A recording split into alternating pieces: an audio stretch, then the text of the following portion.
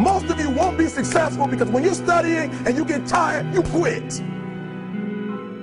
And I'm here to tell you today, if you got somebody came to my office the other day crying, I said, look, don't cry to give up, cry to keep going. Don't cry to quit. You already in pain, you already hurt, get a reward from it. Don't go to sleep until you succeed.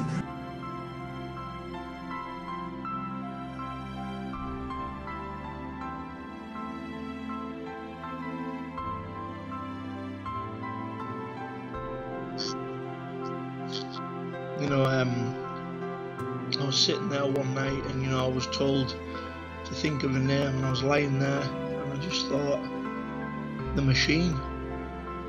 You know, the reason I called myself that was because I never give in.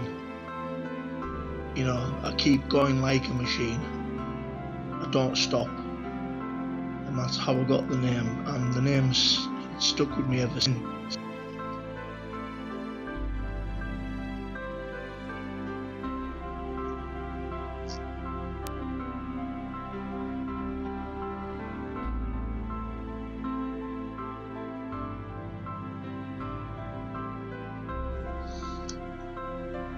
Well, you know, from my dad's side of the family, you know, I didn't really come from a breed of fighters in my family. I mean, on my dad's side, you know, my dad was a hard man, and I had a couple of, you know, I've got a few cousins like Jonathan who, you know, I just want to say that Jonathan is the most inspirational guy that I look up to. I mean, he's lost important people in his family, like his brother, and, you know, he just gets on with his life, and I look up to him so much. And to me, he's a real hard man, and that's who I don't try to be, but it's someone that I admire a lot. And you know, in my upbringing, you know, I had a fantastic upbringing. I had great parents. You know, my dad was always strict in the fact that, you know, I had to fight. If I got bullied, I had to fight, no matter what. And, you know, sometimes I would take a beating, but the more beatings I took, the harder it made me as a person. And you know, so from an early age, you know, I played a lot of football when I was younger, but, you know, I kind of always knew that I was going to become a fighter, because I was just born with that aggression, the aggression inside, you know. And I always felt from like an early age that, you know, I always felt that I had something up there that was wrong, you know.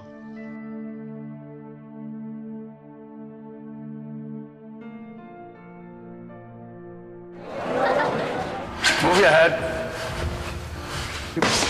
Keep the head down when you come up with the H. Keep your head down. It's coming up. Yeah, I mean, it's not coming up, but it's starting to come up. You can make it perfect. It's good, but it's not perfect. Cuz was different than me than it was with his other fighters. Cuz trained me to be totally ferocious in the ring and out. We had a totally different relationship. We had a totally different relationship.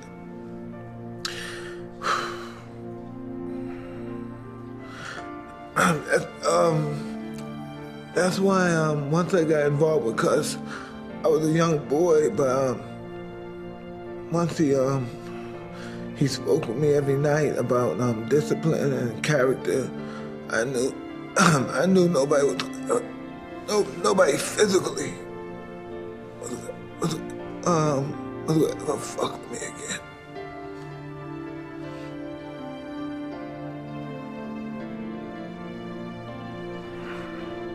Once I talked to Cuz, and Cuz talked to me over and over again, over and over again, every night for hours and hours. When I was a young kid, when I was 13 and 14, I just never had to worry about nobody ever bullying me again.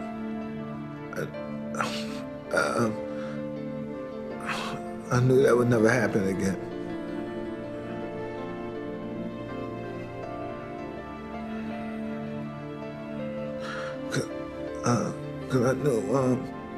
Cause I knew back then, cause I knew, oh man, I can't even say. Cause I knew I would fucking kill them if they fucked with me. That's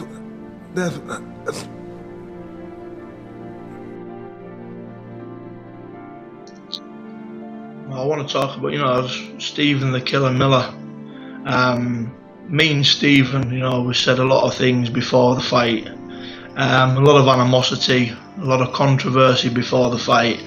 A lot of people, you know, thought it was part of the mind games before the fight, but, you know, I'm an honest man. And I genuinely hated that man before that fight.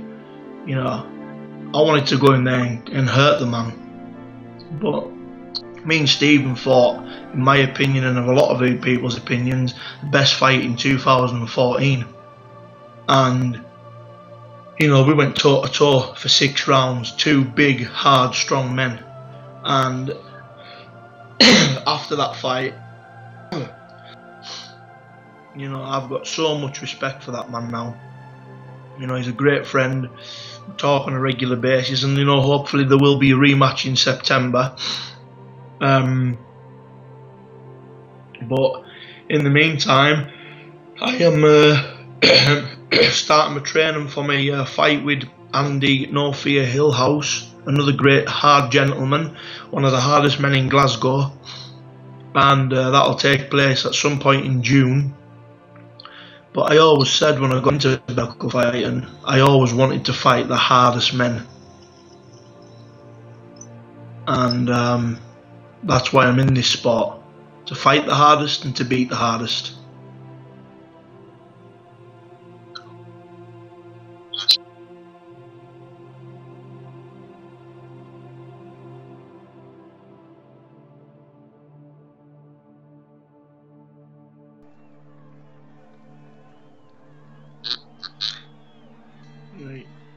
You get all these people on Facebook and YouTube and Twitter, and, you know, they all say Decca Heggie, you know, Decca Heggie thinks he's fucking Lenny McLean, Decca Heggie thinks he's Roy Shaw, Decca Heggie thinks he's Bartley Gorman.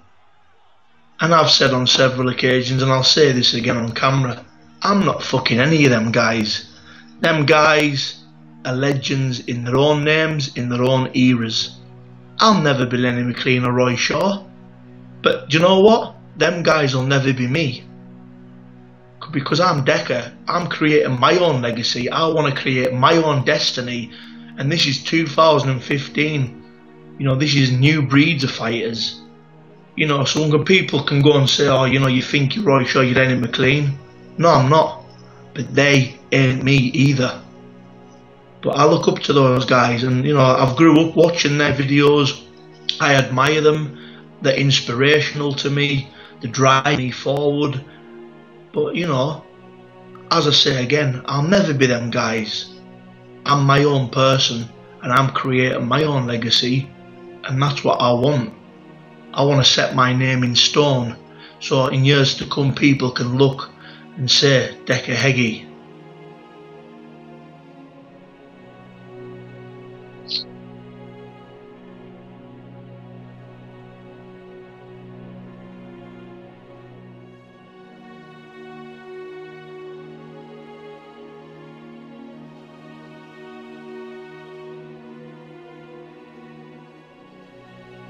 Was suffering really badly, so even though I've always been used to have a drink, I started drinking a little bit more, and along with the depression, you know, I think my personal life hasn't been great. My relationship with my parents, you know, hasn't been the best, and along with struggling and coping with retirement, things got on top of me, and it slowly just went from bad to worse. And it ended up resulting in dabbling in other silly things, really. Can you remember the first time you took cocaine, what the circumstances were? I can't remember when, where, who from, I can't remember, but I do remember it will have been after the Pacquiao fight at some point. You never took cocaine while you were boxing? No, never. Have you any idea how many times you've taken cocaine? How often were you using cocaine? Could not tell you. Could not tell you. I know I've dabbled, certainly know I've dabbled, but half the time I've been that down and that much in a world of my own, whether it be through depression or drink. I could not put my hand on my heart and tell you. A dozen occasions? I could not tell you. All I know is that I've dabbled in it. But I've been in such a low place, such a bad place, I couldn't tell you. Half the time I could not tell you if it was cocaine. I'm sure that people watching this interview will have a great deal of sympathy for you. But you understand, I know, that a lot of other people reading that news initially felt let down because you were a role model, particularly to kids. What have you got to say to them? Well, sorry, I've had a wonderful career. I like to think I've brought a lot of happiness into people's lives. The support the fans have given me, even at my lowest points when I got beat by Mayweather and Manny Pacquiao, I feel this has tarnished my career. Tell me about your relationship with your mother and your father. You mentioned earlier in the interview that your relations with them and indeed your partner hadn't been that good. Are you able to tell us why that is, or do you feel free to do that? I have a wonderful son, 9 years old, and me and his mum at times have not seen eye to eye. That's not taking anything away from her being a fantastic mother. If you spent 10 minutes in Campbell's time, you would see what a wonderful job she's done as a mother. But from a personal point of view, me and Campbell's mum have not generally seen eye to eye, and I felt where my mum and dad maybe should have been a little bit more behind me, because it's clear to see. I mean, I don't know if you're a father or not, but if you've got the chance to see your son once a week, I think you'd be a little bit upset. And my mum and dad not seen me. I mean, and then when I told them I was retiring, I got the impression they didn't really care too much. So basically, I've had no closure on what I would like to think was a wonderful career. You're taking treatment, you're getting specialist help. It's going to be a long road though, isn't it? Depression is a very, very bad illness, and I think this will be the toughest fight of my life, and I think the fans will respect me more when I come out the other end. But you want to say sorry to them, obviously. Well, without a doubt, that's what I'm saying. I've upset my fans, my family, everybody, that has been with me from day one. Sorry is not a big enough word.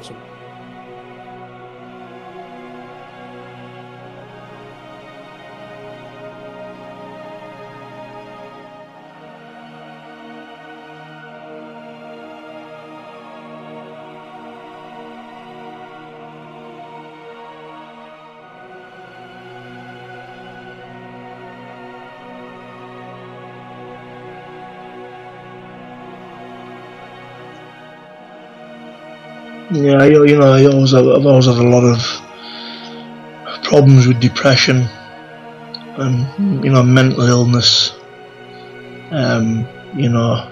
With bipolar and stuff, and there was a lot of I had some dark days, really dark days, where I would sit on my own in my bedroom and I would take drugs. And I used the drugs as a way out of forgetting the rest of the world. I was in my own little bubble and I just hid away from everybody, and that's how I dealt with my problems. And it's, there was a lot of times where I felt like ending my life, and people would say that was a coward's way out. And the only thing that stopped me doing that was my family, the people around me. That was the only thing that stopped me at the time. It upsets me to say it, but it's, there was days where I just didn't want to be here. And I wasn't going anywhere in my life. I was committing crime. I ended up going to jail, and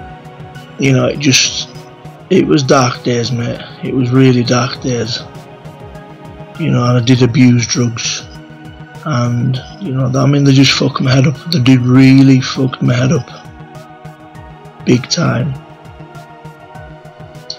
And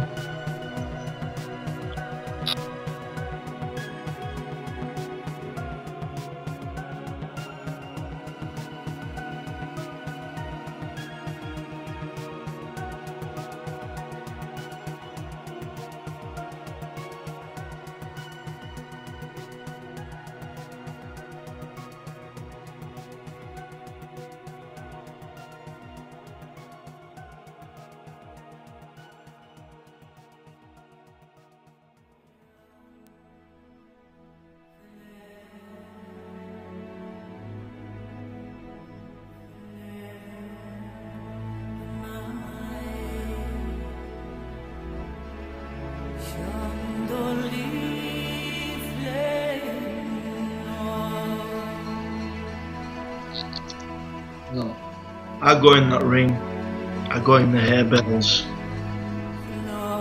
and I know that one punch could kill me. That one punch can kill. Bare knuckle, people want to take it mainstream, and I might cause a bit of controversy about this, but to me I don't think it will go mainstream. You know, it's a gory sport, it's brutal, and it separates the men from the boys. And to me, mixed martial arts, boxing and bare knuckle are three different sports. You get people with boxing gloves on, and I've had the gloves and I've fought bare knuckle, and it's completely different. And you see a lot of legends, you know, Atario Gatti, you know, he had legendary fights with Mickey Ward, and you know, he died sadly of I think he was found, was it drugs or something like that. People say he was murdered, but you know, they're saying that it was drugs or so and so. But you know, a lot of fighters do get killed, but bare knuckle, you know, nobody's been killed yet.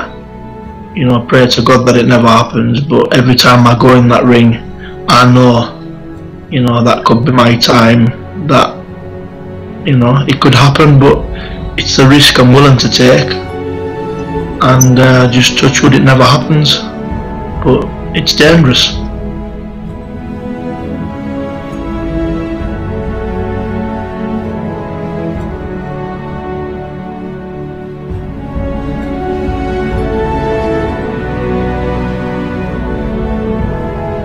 Fighting and the controversy and everything that goes on. You know, I want to say something to a special guy, Ryan Kinley, from Ireland. As you've seen on the pictures, you know, Ryan suffers from Down syndrome. The most loveliest, nicest gentleman I've ever met in my life. And at Christmas, that guy, he taught me a lot, and the conversations me and Ryan had will always stay between me and Ryan. And Ryan learnt me a lot in life, and he taught me that there is more to life than fighting. And people like Ryan as well inspire me to move forward and better myself. Because people like Ryan can do it, and that inspires me to do it. Sometimes we think we've got a hard life. Ryan's got a smile on his face every day, and when I look at that picture with Ryan that I've got, it makes me smile too. I love you, bro.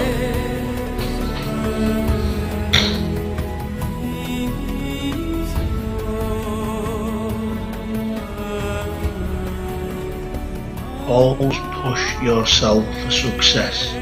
If somebody tells you you can't do something, you can do it.